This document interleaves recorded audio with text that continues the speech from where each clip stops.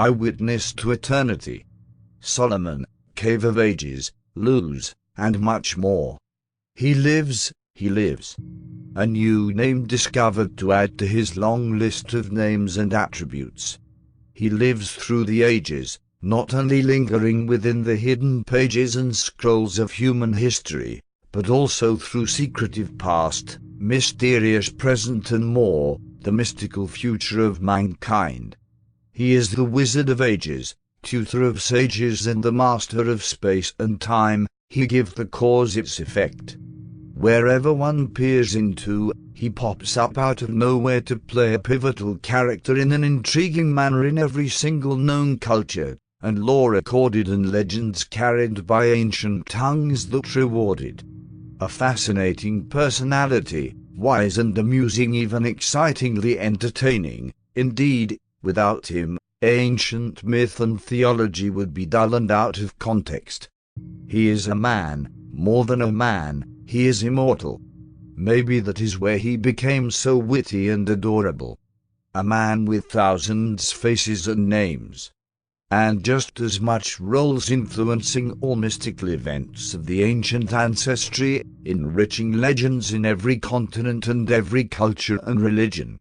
He is the multidimensional governor of planet Earth, the rabbi of Venus, the resident of virtue in the heart of men, the manifestation of emerald green in one of his nicknames, and bluish ray of a purple and violet dream of day. He is the compass of hearts when astray, the beacon of minds if its way. No one name or description may befit his person. Author of the Emerald Tablets, and the Book of Enoch, and thousands upon thousands of other priceless papyrus of wisdom he wrote. But this time, he appeared under another name in the Book of Solomon. He in this text and some extracts of biblical nature, in Genesis 14, appears as the popular tutor of King David and King Solomon, the dweller of the Cave of Ages. I guess by now you are snapping eagerly awaiting for my humble self to reveal to you who I have in mind. He is the one and only. He is Melchizedek, Tot, Al-Kador, Hermes. Watch the previous videos published about him. Links to the videos are available in the description below. I am quite certain that my findings are but a trickle of what lays hidden waiting for me to vanquish, tracing back his footsteps, while hoping to keep a steady stride in this majestic quest. I can't help wondering what will I find next. As for present, here is what I have stumbled upon in the Book of Solomon, pertaining to Melchizedek. Need I remind you that within the legends and myth, truth is reborn?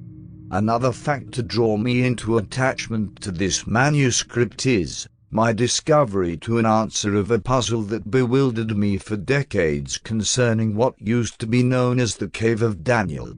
This was a cave of many mysteries acclaimed to be located in Morocco.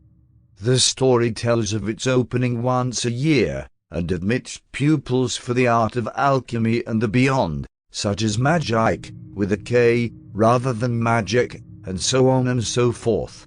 I searched decades for this cave, but could not find any record or reference for it, except on tongues of impostors claiming to have learnt the art of whatever trickery they performed in it. Well, at last, I am able to identify the origin of the myth, and how it became to be attributed to Daniel. In fact, the common factor of such attribution was Abbot Daniel, and the real name of the cave was the Cave of Ages, and its location was not Morocco, but rather near and not very far from Jerusalem. The following is quoted from the Book of Solomon. The cave may have been located on Mount Tabor. A medieval visitor to the Holy Land, Abbot Daniel, writes, "They show you upon Mount Tabor, at a level place, an extraordinary cave cut in the rock, like a cellar, which is a small window in the roof. At the bottom of the cave towards the east there is an altar. Furthermore, this cave may have a permanent portal to other parallel worlds and other dimensions, and it might very well have the fountain of eternity and the elixir of life. For there is also mentioned in the Book of Solomon a place of eternity for its dwellers within its boundaries, and it's called Luz. Here is a quote from the Book of Solomon relating to it. Quoted from the Book of Solomon. Luz said Joseph, who was seated at his desk, "It is the so-called city of immortality, the sole place on earth where the angel of death has no sway, where he is forbidden to enter. Thus, its inhabitants age but do not die, so long as they remain within the city. The Luzites grow old, become bent and feeble, yet live on. Eventually, however, they grow weary of such an existence. Whereupon, they go outside the walls of Luz and die. Whatever the case, Luz is notable for its dubious brand of immortality and for a commodity. For it is our source of khelit, the blue dye used on the fringes of prayer shawls. The Luzites manufacture the dye from a rare species of snail. Reportedly, it takes 12,000 snails to produce a small bottle of khelit. The location of the city remains unknown. The word Luz means almond tree, so perhaps it's located amidst the almond groves of the north. But Luz can also denote the nut-shaped bone at the base of the spine, a bone thought to be imperishable. So the name of the city may allude to the immortality or longevity, I should say, of its inhabitants. So there you go, we have the correct name and the right location. And that is a big achievement, shedding light to what was true puzzle to the populace.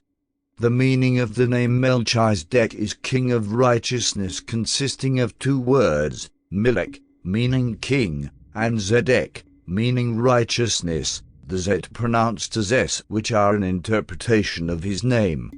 This person was also known as the King of Salem, meaning King of Peace, a title given to a historical person living in Abraham's time.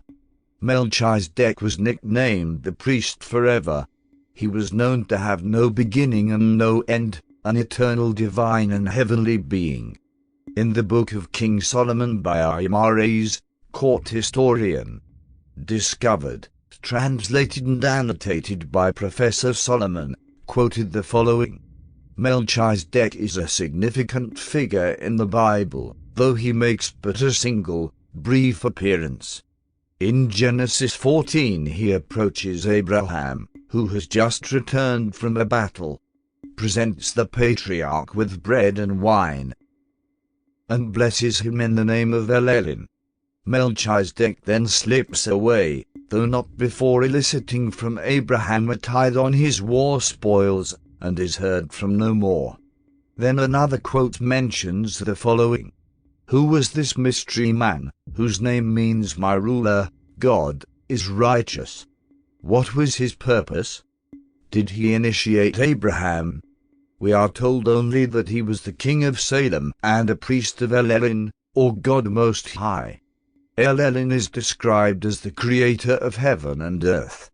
He was evidently a local manifestation of a particular brand of El, the chief god of the Canaanites. So, was Melchizedek simply a priest-king, a sacral monarch worshipping God Most High, and bestowing upon Abraham his blessing? Or was he a supernatural being, an emissary from the beyond?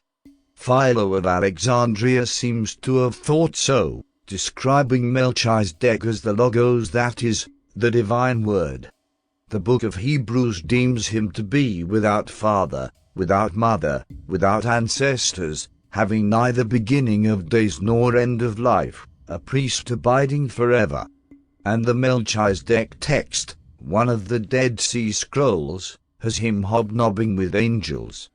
In short, a celestial being, a semi-divine hierophant, another worldly figure whom Jacob Bryant, the 18th century mythographer, went so far as to identify with Cronus and Father Time. And another quotation: It was speculation like this that led to Melchizedek becoming the focus of a short-lived sect. Early Christian writers tell of a sect of heretics, the Melchizedekites, who honored him as a heavenly power. These sectarians circulated the Book of Adam and Eve, which chronicles his earliest activities, such as helping Shem, the son of Noah, to build an altar. I hope you liked my findings and promise you with more to come. Subscribe and stay tuned to our next video. Please feel free to like and share the video and leave a comment, as we'd love to know your thoughts.